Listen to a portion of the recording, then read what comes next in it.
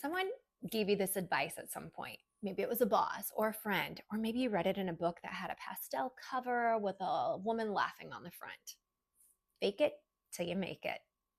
And maybe for a little while it worked. You stood a little straighter in the meeting. You nodded confidently when someone asked you if you knew how to do something that you'd never done before. You performed competence. You performed calm. You performed like you had it all together. And then you got home, took off your shoes, and felt absolutely exhausted. Not from the work, but from the performance. Here's what nobody tells you about fake it till you make it. It was never designed for you. It was designed for a world where confidence is an external signal, a performance for other people, where if you just act confident long enough, eventually your nervous system catches up. But you're not 22 anymore. You've done enough performing. You've spent enough of your life making other people comfortable at your own expense. And what you're looking for now isn't a better performance, it's the real thing. So today, we're dismantling this advice completely. I'm going to show you why it fails women in midlife, what it actually does to your self-trust, and what to do instead, because there is a better way and it's not harder. In some ways, it's actually a lot easier. So stay with me. This one might change how you talk to yourself for the rest of your life.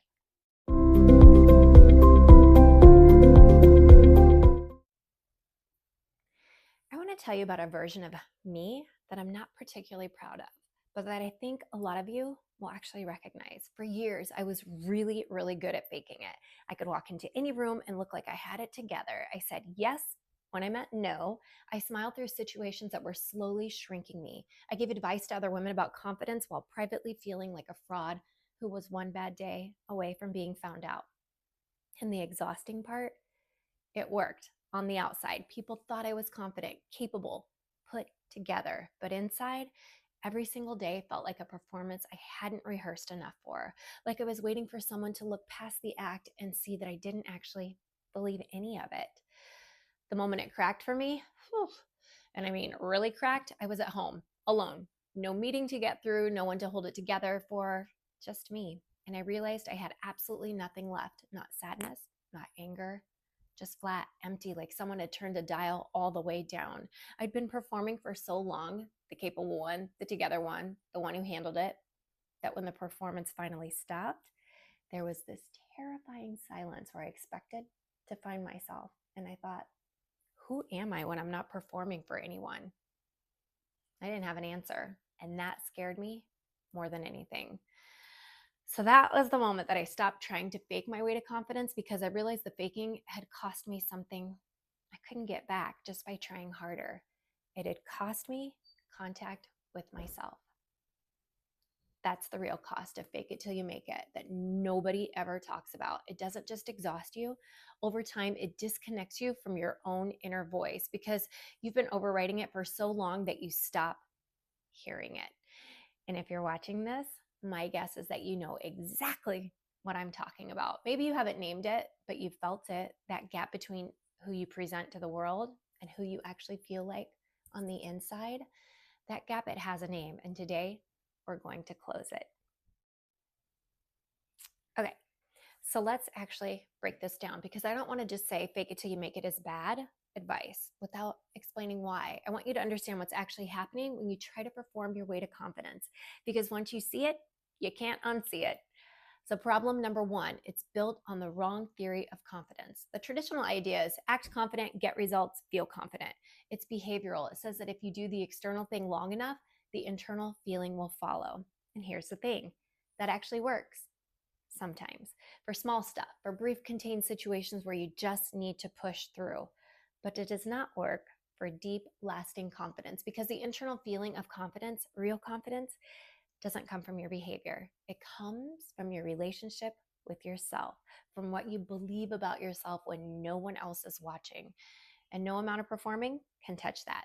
You can stand in a power pose in a bathroom stall before every presentation for the rest of your life and never actually shift your core belief that you're not enough.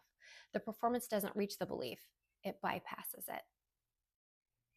Problem number two, every time you fake it, you reinforce the belief that you need to. Think about what the act of performing confidence is actually saying to your nervous system. The real me isn't enough, so I need to put on a different me. You do this enough times and your brain learns I am not someone who naturally belongs in these spaces. I have to earn my place through performance. It's the opposite of self trust. It's actually a very sneaky form of self rejection dressed up as confidence. And by the time you're in your 30s, your 40s, your 50s, you've had so many years of that message running in the background that it's become the wallpaper of your internal world. You don't even notice it anymore. You just feel vaguely like you're waiting to be found out. Ugh. Problem number 3, it costs more than it used to. So when you're 20, 22, you have limitless energy for performance. You haven't yet learned what it costs you. You don't know yet what it feels like to spend 20 years prioritizing other people's comfort over your own truth. But you're not 20. And somewhere along the way, the performance started costing more than it was giving back. The energy you spend managing how you're perceived, the words you swallow, the opinions that you don't share, the rooms where you make yourself smaller, it all adds up. And at some point, your body, your nervous system just starts saying, no more, not like this. That quiet, persistent exhaustion that you might have been calling burnout or anxiety or I just need a vacation. Sometimes it's actually your authentic self refusing to keep performing a character it was never meant to play. You deserve more than a better performance. You deserve to actually feel like yourself. So, if fake it till you make it is out, what do we do instead? I want to introduce you to a different concept. I call it embodying your future self, and it sounds similar to faking it on the surface, but it is fundamentally different in a way that matters enormously. Here's the distinction. Faking it is outside in. You change your behavior to change how others see you, hoping that eventually your internal world catches up. But embodying is inside out. You start with who you are becoming, connect with that version of you on an internal level, and then let that behavior flow naturally from that place. So let's say that you want to speak up more in meetings.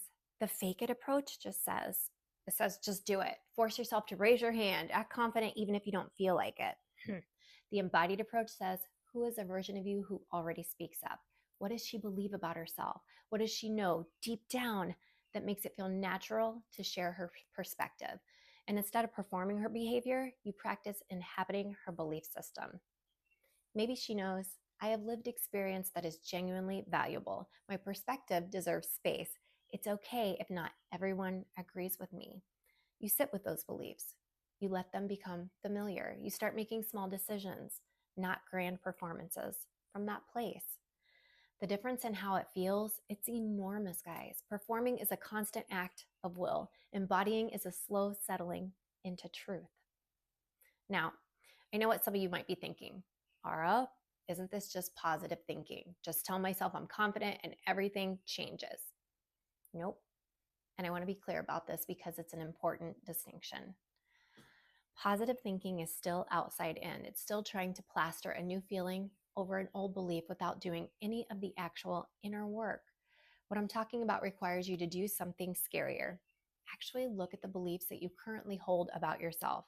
Actually examine where those beliefs came from and consciously, deliberately choose which ones you want to keep carrying forward and which ones are ready to be set down.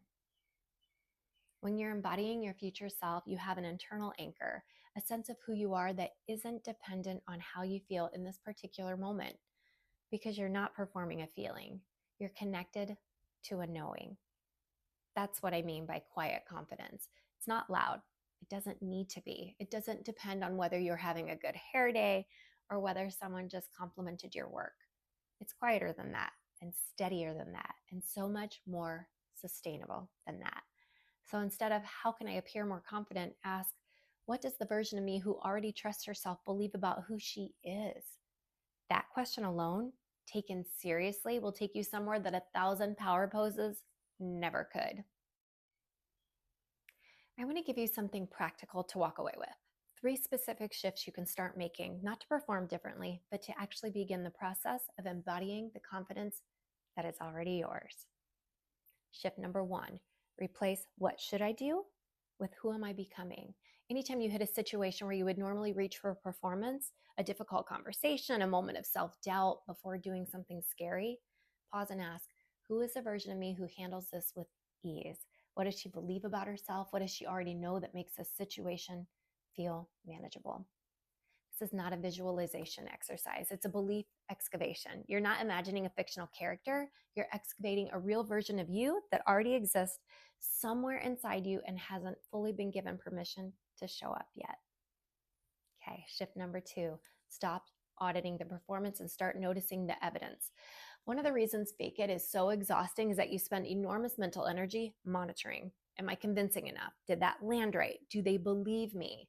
Instead, start collecting evidence of who you actually already are, the moments where you helped someone, the problems you already solved, the times you held things together quietly without anyone even noticing, the way you've already shown up for yourself and others that your inner critic never takes credit for.